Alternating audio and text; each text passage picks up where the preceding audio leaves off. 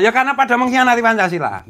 Kenapa saya lawan habis-habisan Habib yang ngaku keturunan Nabi padahal grupnya gatel itu, bajingan itu semua. Habisi itu kayak gitu itu. Nah, ini karena udah menyangkut agamawan. Sebagai kiai. Nah, aku harus bicara ini. Iya. Jadi kalau Gus Wakil tadi mengucapkan selamat untuk Pak Prabowo atas terpilihnya beliau sebagai presiden kita. Kalau saya malah mengucapkan selamat untuk bangsa Indonesia karena telah dianugerahi Allah seorang presiden yang sejak dulu, sejak beliau masih aktif di TNI, itu sudah saya gadang-gadang untuk menjadi presiden. Dan alhamdulillah akhirnya yang saya gadang-gadang ini akhirnya diberikan juga oleh Allah untuk bangsa Indonesia. Dan untuk sementara untuk Pak Prabowo, mohon jaga kesehatan, semoga Bapak kuat. Dan terus bersemangat sampai 10 tahun lah paling sedikit kalau yang saya mau itu. Karena saya melihat bahwa Indonesia itu, paradok Indonesia itu sudah berjalan lama. Ya tanpa mengurangi rasa hormat saya kepada semua pemimpin bangsa yang sudah berprestasi, mulai dari Pak Habibie, Gus Dur, kemudian Pak Bu Megawati, Pak SBY, Pak Jokowi. Tetapi ada satu hal yang terus-menerus menggelisahkan saya sebagai anak bangsa gitu, yang tidak pernah minta uang sebagai agamawan kan gitu. Nah, soalnya dikritik mau. Bahwa kita lihat kondisi hari ini itu bisa dikatakan Pak Prabowo menjadi presiden dalam keadaan Indonesia itu dalam keadaan hampir gitu loh. Karena kalau kita melihat bagaimana sekarang misalnya dari segi hukum, dari penegakan hukum, dari segi keadilan ekonomi, dari segi kebudayaan, dari segi rasa percaya diri sebagai bangsa, itu benar-benar dalam keadaan benar-benar memprihatinkan menurut saya. Bahkan menurut saya degradasi moral. Betul. Jadi apa itu penjajahan bangsa Barat atas Indonesia, di samping menguras kekayaan Nusantara, itu yang sampai hari ini masih kita rasakan itu adalah warisan yang mereka tanamkan dalam jiwa putra-putri bangsa Nusantara, yaitu sifat inferior. Betul. Seorang ketum aja kemelinti tapi nggak punya nyali. Ketum apa ini? Ya ketum kaya lah itu. Nah, inferioritas itu karena ya pemerintah kolonial itu mau menjatuhkan mental bangsa Indonesia yang sudah turun-temurun begitu dahsyat, begitu hebat. Mereka bikin struktur yang sering kita bicarakan, yaitu orang Eropa itu kelas nomor 1.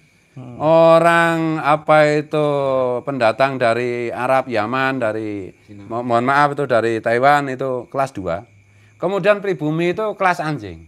Ini terus-menerus dicekokkan ke bangsa kita. Akibatnya hari ini ya pada itu kemelinti nggak punya nyali itu.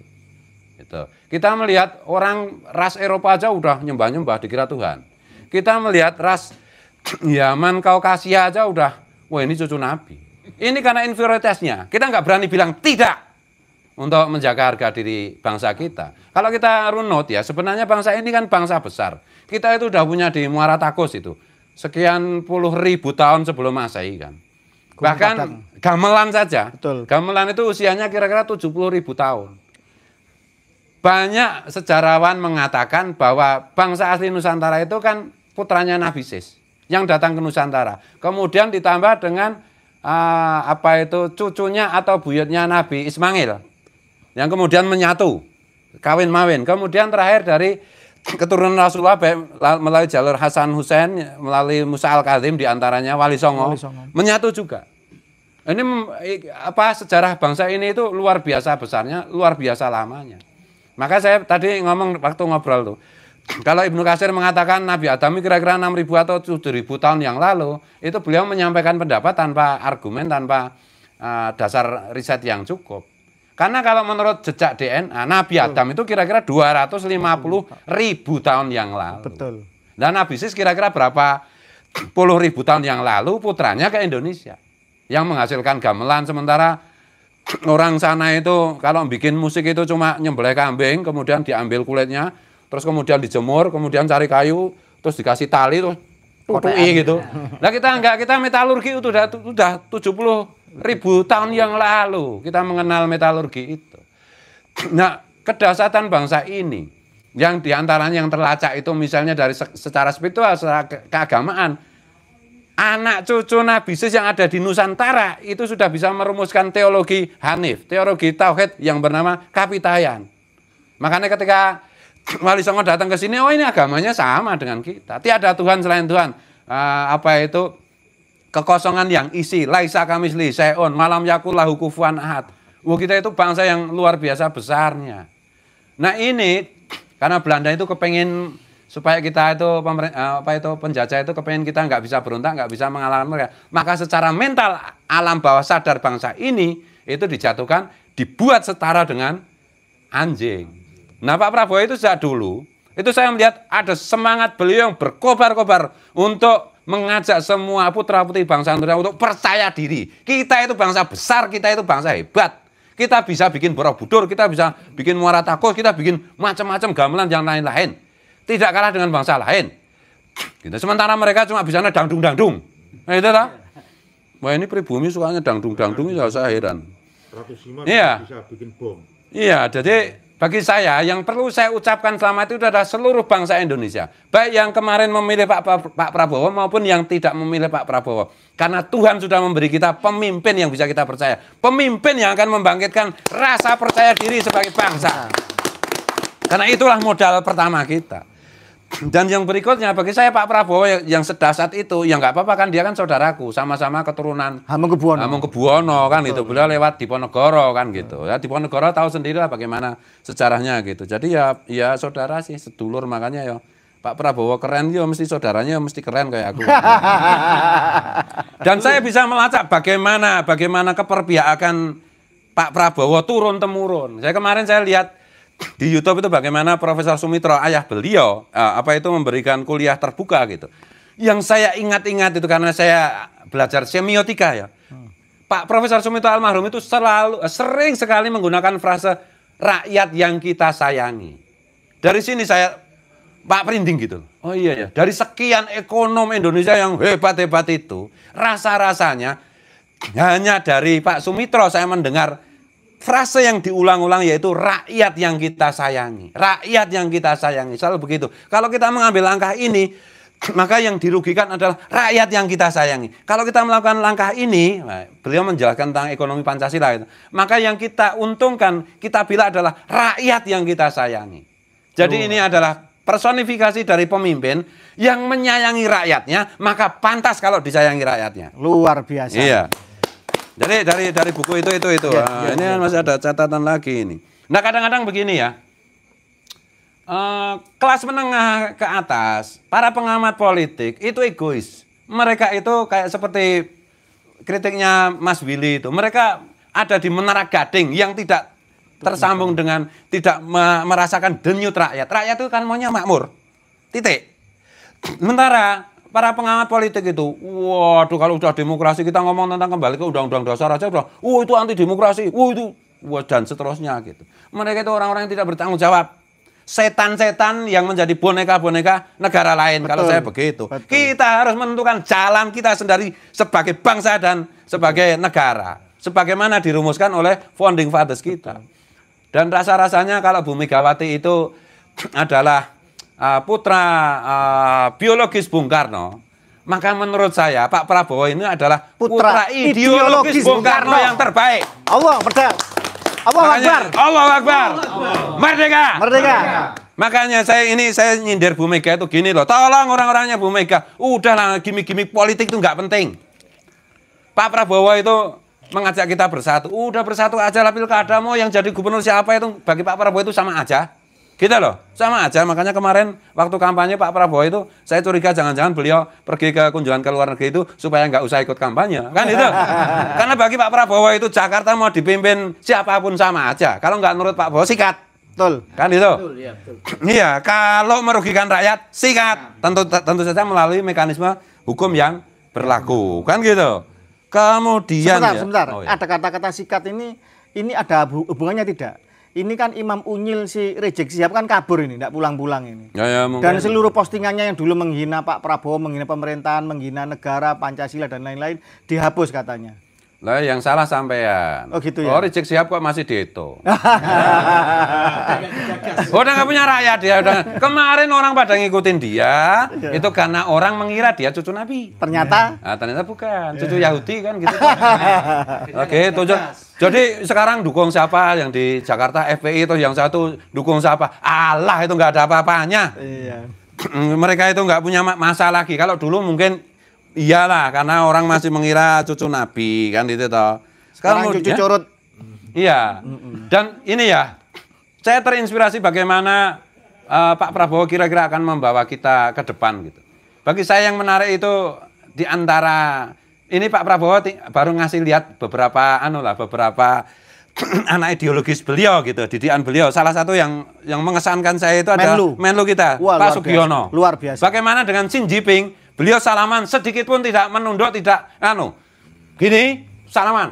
Nah gitu loh. Ini bangsa yang besar. Gitu. Kemudian Mayor Teddy bagaimana pembawaannya? Saya itu merasa bangga, inilah orang Indonesia itu kayak gini. Betul. Gitu loh. Sekarang ini di dunia itu ada berapa ratus presiden kan gitu. Tapi kalau kita mau jujur, media-media barat aja mengatakan kalau semua presiden itu dikumpulin yang flamboyan itu 1 Putin, 2 Xi Jinping, 3 Amerika itu siapa? Trump. Nah, yang keempat itu Pak Prabowo. Xi Jinping punya negara besar, ekonominya kuat luar biasa. Trump juga begitu. Putin juga begitu.